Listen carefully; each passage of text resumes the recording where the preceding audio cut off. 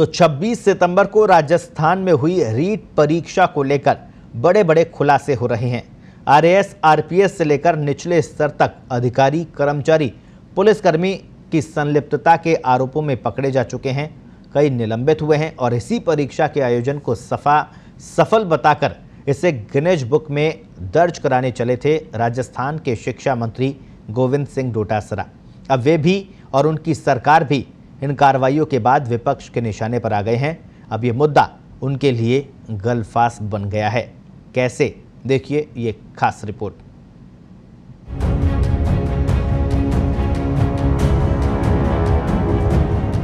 जो रीट का एग्जाम 25-26 लाख बच्चों का जो राजस्थान में हुआ, जिसका गिनीज बुक में नाम लिखा जाएगा, अगर गिनीज बुक वाले हमारी बात मानेंगे तो। शाबाश मंत्री जी, शाबाश। क्या खूब कहने आपके। ये गुड वाक्य लाते कहां से हो आप? राजस्थान की अब तक की सबसे बड़ी रीट परीक्षा से पहले पेपर आउट होने वाले एग्जाम को सफल बताते हुए जरा भी संकोच नहीं हुआ आपको। मंत्री जी, कुछ तो लाज रखी होती। क्या रीट परीक्षा में पेपर आउट को Guinness book of world record में दर्ज कराना चाहते हो? 16.5 लाख अभ्यर्थियों के भविष्य को संवारने वाली परीक्षा सरकार के लिए मानो मजाक बन गई हो। जिस परीक्षा के आयोजन से 5 दिन पहले और परीक्षा के बाद तक 50 से ज्यादा नकलची पकड़े गए, परीक्षा से एक दिन पहले पेपर आउट हो गया। बड़े बड़े गिरोह का पर्दाफाश हुआ और तो और सरकारी शिक्षक से लेकर ब्यूरोक्रेसी के अहम पद यानी आरएएस और आरपीएस तक को पुलिस गिरफ्तार कर चुकी है। उस परीक्षा को शिक्षा मंत्री गोविंद सिंह डोटासरा सफल बताकर निश्चित तौर पर बेरोजगारों का अपमान कर रहे हैं। शिक्षा मंत्री गोविंद सिंह डोटासरा परीक्षा के तुरंत बाद खुद के नंबर बढ़ाने के लिए सामने आते हैं और अपनी पीठ थपथपाते हैं, लेकिन उसके बाद से ही रोजाना हो रहे बड़े खुलासों पर मंत्री जी का मौन कई सवाल खड़े कर रहा है। सवाल ये कि परीक्षा से पहले और बाद में सामने आ रहा फर्जीवाड़ा क्या बेरोजगारों के साथ छलावा नहीं है? सरकार की नजर में अगर रीट परीक्षा का पेपर आउट नहीं हुआ है तो फिर एक आरएएस, 2 आरपीएस, एक जिला शिक्षा अधिकारी और 13 सरकारी कार्मिकों के निलंबन की कार्रवाई बेरोजगारों के गुस्से और विपक्ष के आरोप से बचने के लिए क्या महज दिखावा है? क्या सरकार सिर्फ निलंबन की कार्रवाई कर इन भ्रष्ट सरकारी मुलाजिमों को बचा रही है? क्योंकि शिक्षा मंत्री खुद ये कह रहे हैं कि जांच में दोषी पाए गए तो ही इन्हें बर्खास्त किया जाएगा। और इतनी बड़ी संख्या में सरकारी हुक्मरानों के फर्जीवाड़े के बाद सवाल ये भी, क्या अफसरशाही पर सरकार की पकड़ कमजोर है?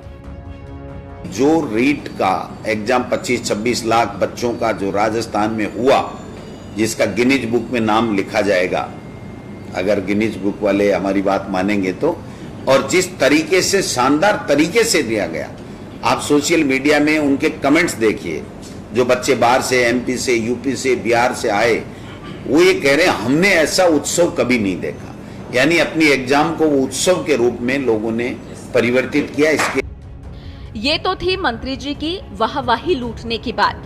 अब जरा एक नजर उस पहलू पर भी डालें जिसमें सीकर की एक छात्रा परीक्षा केंद्र तक पहुंचने के बाद भी परीक्षा नहीं दे पाई और सवाई माधोपुर में खाकी का रोब दिखा रहे हेड कांस्टेबल परीक्षा शुरू होने के आधे घंटे बाद भी अपनी पत्नी को प्रवेश दिलाने में सफल हो गया। सर प्लीज दो प्लीज कॉल दो सर प्लीज रिक्वेस्ट कर रहे हैं सर प्लीज दो प्लीज खोलो दो ना मैडम सर प्लीज खोलो। अबोध बालक से सुबोध नागरिक बनाने के लिए शिक्षक बनने का सपना संजोए रीट परीक्षा देने आई इस बालिका की गलती सिर्फ इतनी थी कि इसने परीक्षा केंद्र में मौजूद जिम्मेदारों की बात मानकर प्रवेश के लिए एक गेट से दूसरे गेट के चक्कर लगाए। करती भी क्या? इस छात्रा के पास खाकी का रोब जो नहीं था, न ही परीक्षा केंद्र में एंट्री के लिए कोई सरकारी जुगाड़ था। सिर्फ सीकर ही नहीं बल्कि प्रदेश में ऐसे बहुत से अभ्यर्थी होंगे जो केंद्र पर पहुंचने के बाद भी परीक्षा देने से वंचित रह गए। इतना ही नहीं, कुछ परीक्षार्थियों ने परीक्षा से जुड़ी गड़बड़ियों पर आला अधिकारियों से शिकायत भी की, लेकिन उनकी आवाज दबा दी गई। रीट परीक्षा से जुड़े फर्जीवाड़े पर नजर डालें तो फहरिस्त काफी लंबी होगी। लेकिन इन सब के बावजूद शिक्षा मंत्री गोविंद सिंह डोटासरा परीक्षा के सफल संचालन का दावा कर रहे हैं। कुछ नहीं, वो देख रहे हैं, बस हमें देख रहे हैं। हमारे पापा पता नहीं कैसे कैसे कमाते हैं हमारे लिए। हमने 5-6 हजार रुपए की गाड़ी करी थी, कुछ नहीं होगा हमारा। सब बच्चे ऐसे हो गए, 1-2 लोगों के लिए और ये प्रशासन के लिए सब कुछ जीवन बर्बाद हो गया। 3 साल से हमारे पेपर नहीं हो रहे, क्या करेंगे हम? कुछ भी नहीं है, सारे कॉलेज वाले बिके हुए हैं, इतने सारे स्टाफ लगे हुए हैं। इस परीक्षा के अंदर जो खबरें आ रही है वो चिंताजनक है। मुझे लगता है कि राज्य सरकार इस पूरी परीक्षा को पारदर्शिता के साथ कराने में असफल रही है और इसका खामियाजा उन ईमानदार बच्चों को भुगतना पड़ेगा जो कई वर्षों से मेहनत कर रहे थे। इस राजस्थान में कानून व्यवस्था से जुड़े जितने मुद्दे मसले हैं, राजस्थान नशा मुक्ति का कॉरिडोर बन गया, लेकिन यदि नकल के मामले में अब नकल अभिशाप बन गई तो भी अतिशयोक्ति नहीं होगी। मुझे लगता है कि सरकार गहरी नींद में सोई हुई है, लेकिन नौजवानों के साथ बड़ा छलावा है।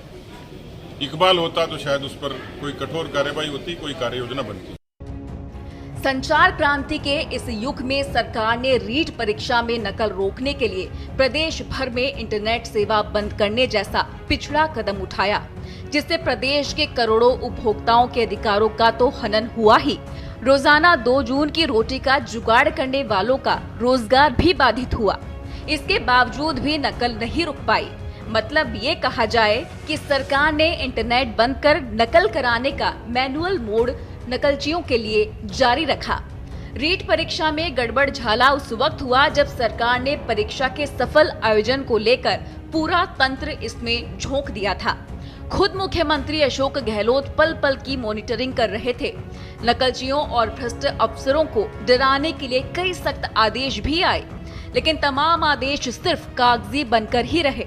26.5 लाख आवेदन के बावजूद अलग अलग चरणों की बजाय एक ही चरण में परीक्षा करवाने की सरकार की जिद ही थी कि रीट परीक्षा का ये हाल हुआ। कहने को परीक्षा तो हो गई, लेकिन इस परीक्षा में गफलत कर कितने परीक्षार्थी शिक्षक बनेंगे, इसका अंदाजा लगाना मुश्किल है। लेकिन तमाम हालातों के बाद भी मंत्री जी ये कह रहे हैं कि रीट परीक्षा का सफल संचालन हुआ है। स्पेशल रिपोर्ट पत्रिका टीवी।